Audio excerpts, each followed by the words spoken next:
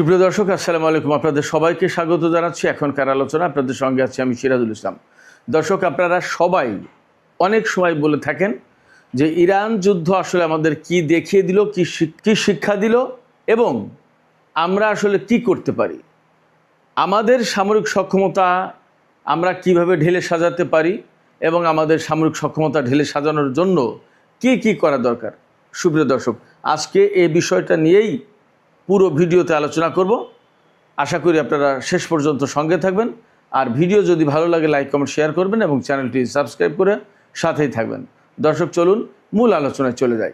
Iran যুদ্ধ আসলে আমাদের সর্বপ্রথমে যেটি দেখিয়েছে যে ভবিষ্যতের যুদ্ধ কেমন হবে এবং আমাদের কেমন রকমের প্রস্তুতি থাকা দরকার। এই জায়গায় একই সাথে আমি প্রশ্ন করে রাখি, আসলে সেই রকমের যুদ্ধের জন্য, সেই রকমের সামরিক সক্ষমতা অর্জনের জন্য আমাদের বাংলাদেশের সামরিক বাহিনী প্রস্তুত তো? চলুন আমরা দেখি ইরান যুদ্ধ আসলে কি শিক্ষা দিল, কি দেখালো, কি বুঝিয়ে দিল।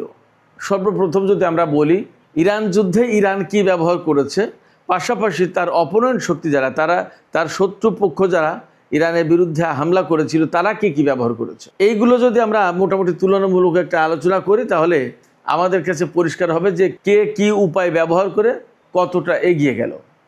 আমেরিকা প্রধানত জোর দিয়েছে বিমান বাহিনীর উপরে, নৌবাহিনীর উপরে, বিশাল বিশাল নৌজাহাজ, বিমানবাহী রণতরী বিমান এবং কিছু ক্ষেপণাস্ত্র। আর ইসরায়েল নৌবাহিনীর উপরে খুব একটা ভরসা করেনি, কারণ সেখানে সেইভাবে প্রয়োজন নেই। ইসরায়েল মূলত ভরসা করেছে বিমান বাহিনীর উপরে, কারণ সীমান্ত যেহেতু নেই ইরানের সাথে ইসরায়েলের, অতএব স্থলবাহিনী বা ট্যাঙ্ক, কামান এগুলোর ব্যবহার এখানে করা যাচ্ছে না।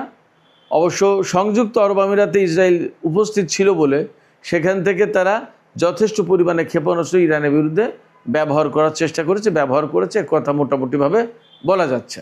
তো ইরানের শত্রুপক্ষ যারা, তারা ইরানের বিরুদ্ধে কী ব্যবহার করেছে, একেবারে সরাসরি যদি বলি, বিভিন্ন ধরনের, বিভিন্ন রেঞ্জের, বিভিন্ন সক্ষমতার বিমান থেকে ক্ষেপণাস্ত্র, বিমান থেকে বোমা এবং জাহাজ থেকে টমাহক ক্রুজ ক্ষেপণাস্ত্র, ব্যালিস্টিক ক্ষেপণাস্ত্র, এগুলো ব্যবহার করেছে ইরানের বিরুদ্ধে।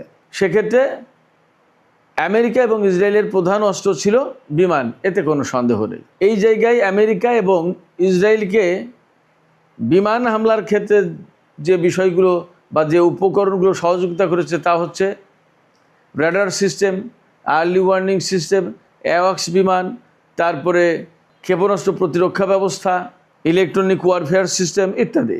এর বিপরীতে ইরান কিভাবে যুদ্ধ করেছে? ইরান এগুলো মূলত মোকাবেলা করেছে। প্রথম কথা, ইরানের কাজ ছিল কিন্তু দুটো।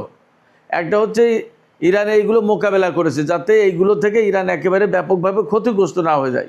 ইসরায়েল এবং আমেরিকা যে হামলা চালিয়েছে, এই যে বললাম কিছু কিছু ড্রোন তো পাঠিয়েছে, ড্রোন, ক্ষেপণাস্ত্র, বিমান, যা দিয়ে হামলা চালিয়েছে, সেগুলো যাতে ইরানের উপরে একাধারে না পড়ে, বৃষ্টির মতো না পড়ে, সবগুলো যাতে হিট না করে, ইরান সেই চেষ্টা করেছে।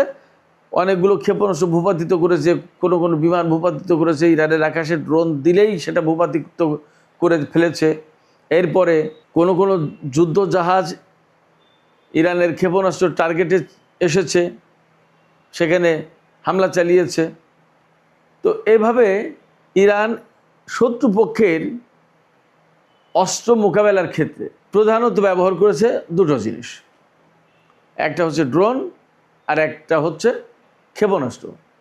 আর টোটাল যুদ্ধ ব্যবস্থায় ইরান আরও ব্যবহার করেছে তা হচ্ছে electronic warfare system, electronic jamming system, cyber security, cyber attack, এই সমস্তগুলো সব ব্যবহার করেছে। তারপরে আমরা তো দেখেছি যে কুয়েতের ক্যাম্প বুয়েরিং এয়ারবেস যেটা, সেখানে বিমান হামলা চালিয়েছে। তার মানে ইরান বিমানও ব্যবহার করেছে স্বল্প মাত্রায়।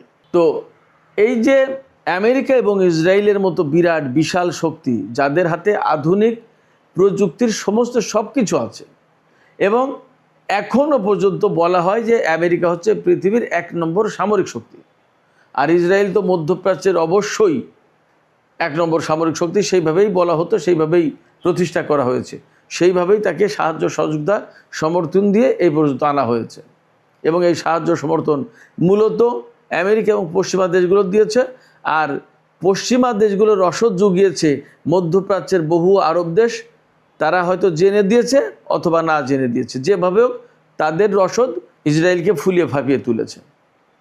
তো এই যে বিরাট বিশাল দুটো শক্তি, এই দুটো শক্তির বিরুদ্ধে একাধারে একা লড়াই করেছে ইরান। এবং ইরানের পক্ষ থেকে গতকাল বলা হয়েছে যে এই যে যুদ্ধ গেল, সেই যুদ্ধে নেটো দেশগুলো সরাসরি যুদ্ধে না জড়ালেও আড়ালে থেকে তারা আমেরিকা ইসরায়েলকে সহযোগিতা করেছে, এগুলোকে জবাবদিহির আওতায় আনবে ইরান, এইরকম কথা বলেছে। যাই হোক, সেটা পরের আলোচনা। তো এই যে ইসরায়েল এবং আমেরিকার মতো বৃহৎ শক্তির যাদের হাতে আধুনিক টেকনোলজি সব কিছু আছে, তাদের বিরুদ্ধে ইরান যুদ্ধ করলো প্রধানত ড্রোন এবং ক্ষেপণাস্ত্র দিয়ে। আমি যুদ্ধের আগেও, যুদ্ধের ভেতরেও, যুদ্ধের পরেও সবসময় বলে এসেছি যে ইরান আসলে যুদ্ধের টেকনোলজিকেই তো চেঞ্জ করে দিয়েছে, যুদ্ধের সিস্টেমটাকে চেঞ্জ করে দিয়েছে, যুদ্ধের যে ভাষা, যুদ্ধের যে ল্যাঙ্গুয়েজ, যুদ্ধের যে কৌশল, এ সমস্ত সব কিছুকে তো ইরান বদলে দিয়েছে, পাল্টে দিয়েছে। কীরকম? যেখানে আমেরিকা ইসরায়েল তাদের অত্যাধুনিক, অত্যন্ত গতিসম্পন্ন পঞ্চম প্রজন্মের স্টেলথ যুদ্ধ বিমান ব্যবহার করছে, সেখানে ইরানের আকাশের প্রত্যেকটা জিনিস, প্রত্যেকটা উপায় উপকরণ, প্রত্যেকটা বিমান অরক্ষিত। আমরা দেখেছি F-35 বিমানকে আঘাত করেছে ইরান। এমন এক প্রযুক্তি আবিষ্কার করেছে, ইনফ্রারেড ডিফেন্স সিস্টেম, যেটা বিমান কোন দিকে যাচ্ছে তার শুধু তার তাপ দেখে শনাক্ত করে সেই দিকে গিয়ে ক্ষেপণাস্ত্র আঘাত করছে বিমানে। F-15 যুদ্ধ বিমান, সেটা ইরানের আকাশ থেকে ভূপাতিত হয়েছে। আর ড্রোন গেলে তো একের মুড়ি মুড়কির মতো ফেলেছে। এই রকম বিপর্যয়ের মুখে আমেরিকা পৃথিবীর ইতিহাসে কোথাও পড়েনি। কি দিয়ে এই বাজিমাতটা করলো? মেইনলি ড্রোন এবং ক্ষেপণাস্ত্র দিয়ে। ড্রোন এবং ক্ষেপণাস্ত্র পরিচালনা করতে গেলে নিজস্ব এবং উন্নত মানের ক্ষেপণাস্ত্র প্রতিরক্ষা ব্যবস্থা বা এয়ার ডিফেন্স সিস্টেম বলতে যেটা বোঝায়, missile defence system, air defence system, আপনি যাই বলেন, এগুলো দরকার।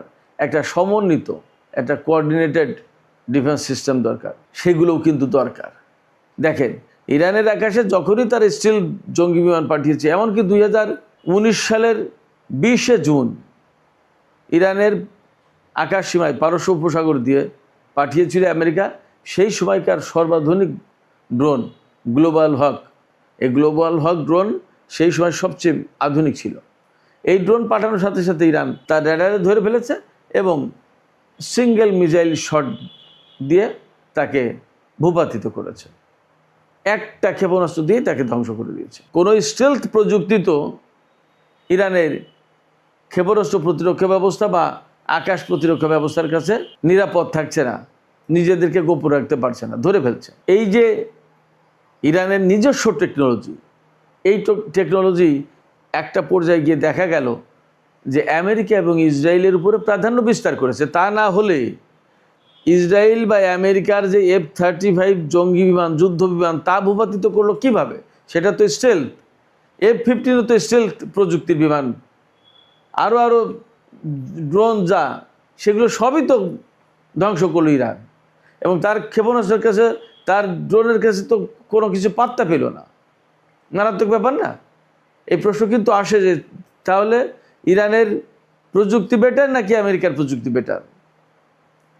On the other hand, Iran যে সমস্ত ক্ষেপণাস্ত্র ব্যবহার করেছে তার ভিতরে বিভিন্ন ডিজাইনের এবং মডেলের হাইপারসনিক ক্ষেপণাস্ত্র ছিল, যা আমেরিকা এবং ইসরায়েলের হাতে নেই। এবং আমেরিকা ইসরায়েল এই ক্ষেপণাস্ত্র ঠেকানোর মতো প্রযুক্তিও তারা ব্যবহার করে না, তাদের হাতে নেই। তাহলে কি দাঁড়াচ্ছে?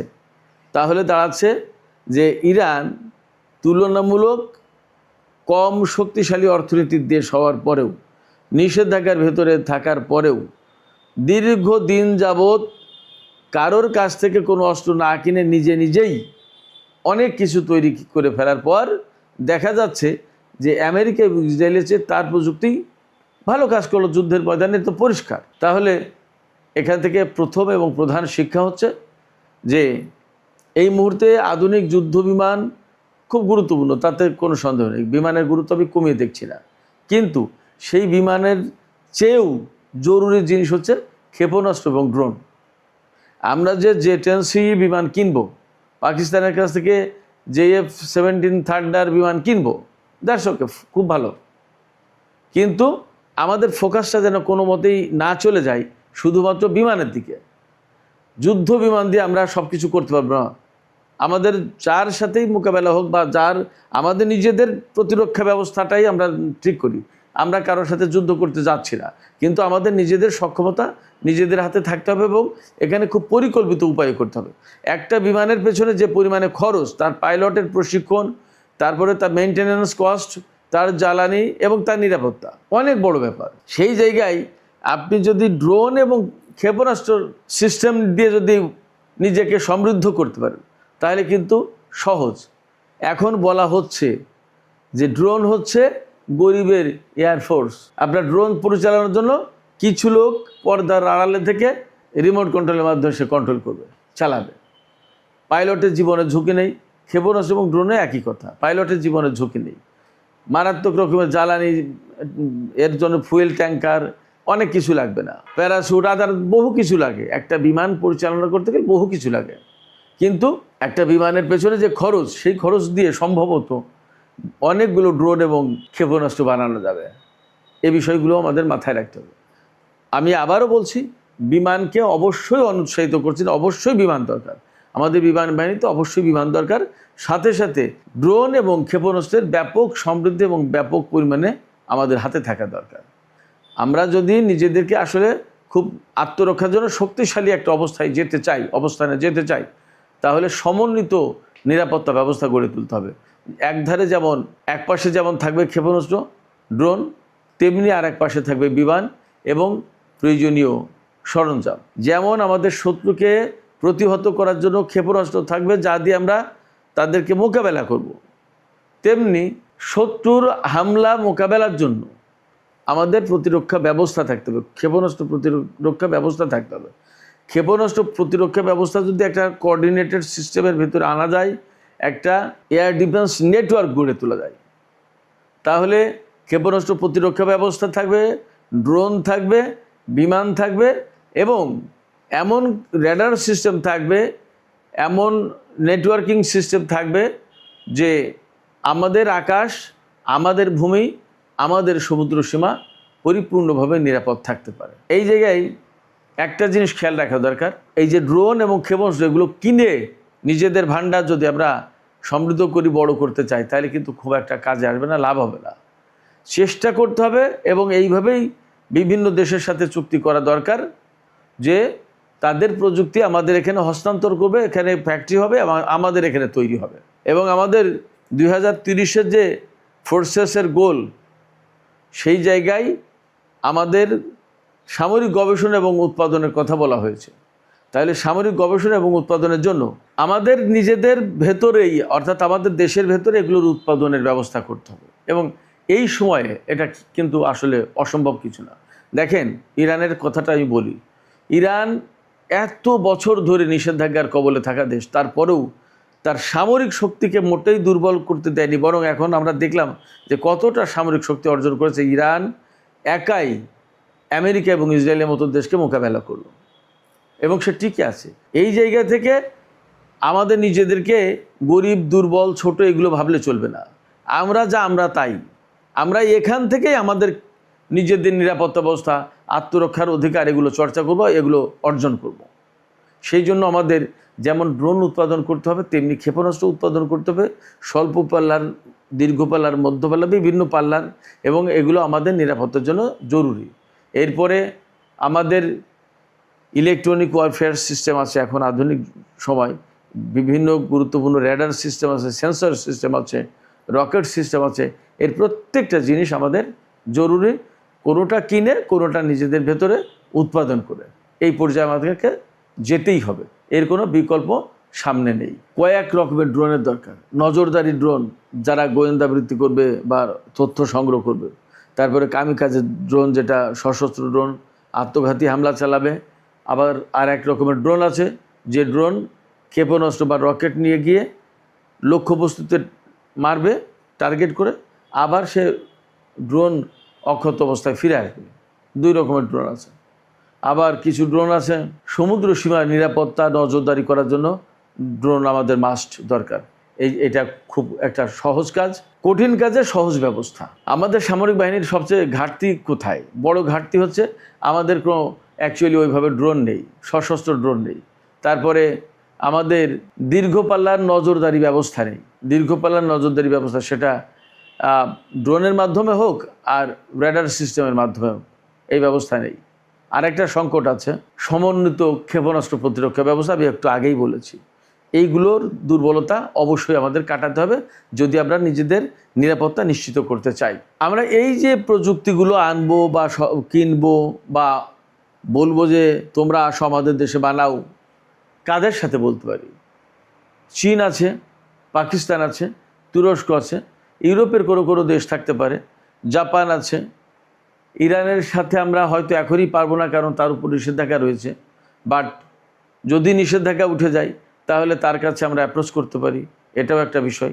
সেগুলো নজরে রাখতে হবে যে আসলে পরিস্থিতি কোথায় যাচ্ছে, আমরা কি করতে পারি। যাই হোক, সুপ্রিয় দর্শক, ইরানের যুদ্ধ এবং বর্তমান প্রেক্ষাপটে আমাদের কী ধরনের নিরাপত্তা ব্যবস্থা নেওয়া দরকার, কী ধরনের নিরাপত্তা ব্যবস্থা উন্নয়ন করা দরকার, এই প্রসঙ্গে কথা বললাম।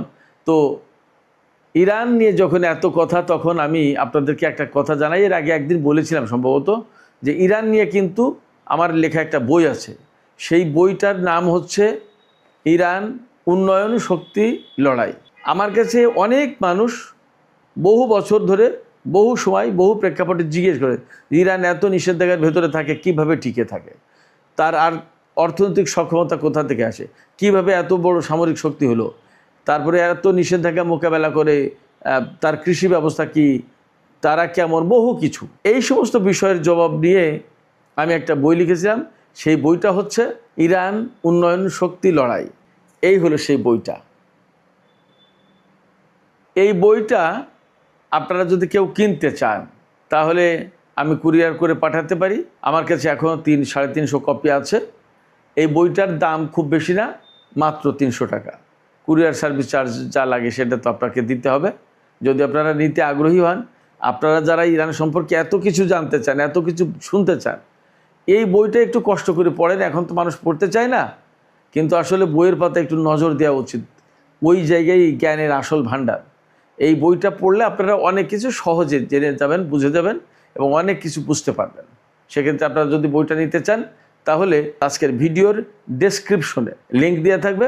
ফেসবুক লিঙ্কে গিয়ে আপনারা যদি ইনবক্সে অর্ডার করেন, আমি আপনাদের ঠিকানায় পাঠিয়ে দেবো। তো যাই হোক, সুপ্রিয় দর্শক, আজকের আলোচনা এখানে শেষ করতে চাই।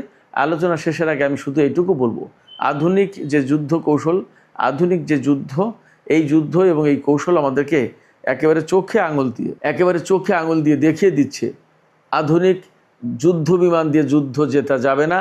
এর জন্য খুব জরুরি ভিত্তিতে প্রয়োজন ক্ষেপণাস্ত্র প্রতিরক্ষা ব্যবস্থা এবং ড্রোন। বিমান তো থাকতেই হবে, এর পাশাপাশি এই দুটো অপরিহার্য। এই জন্য এই রকমের প্রস্তুতি আমাদের কতটুকু, সেটা আমাদের যাচাই করে দেখা উচিত। এই প্রস্তুতি আমাদের যদি না থাকে তাহলে আমাদের এই প্রস্তুতির জন্য যা করা দরকার তাই করতে হবে। এবং আমি বিশ্বাস করি যে বাংলাদেশ সরকার যে 2030 সালের যে প্রতিরক্ষা বাহিনীর বা সামরিক বাহিনীর যে গোল, লক্ষ্য, সেই লক্ষ্য অর্জনের জন্য নিশ্চয়ই সুচিন্তিতভাবে এই পদক্ষেপগুলো নেবে এবং বাংলাদেশকে একটা সুনিশ্চিত নিরাপত্তা ব্যবস্থার ভেতরে আনবে। আমরা সেই আশাবাদ ব্যক্ত করে আজকের আলোচনা এখানেই শেষ করতে চাই।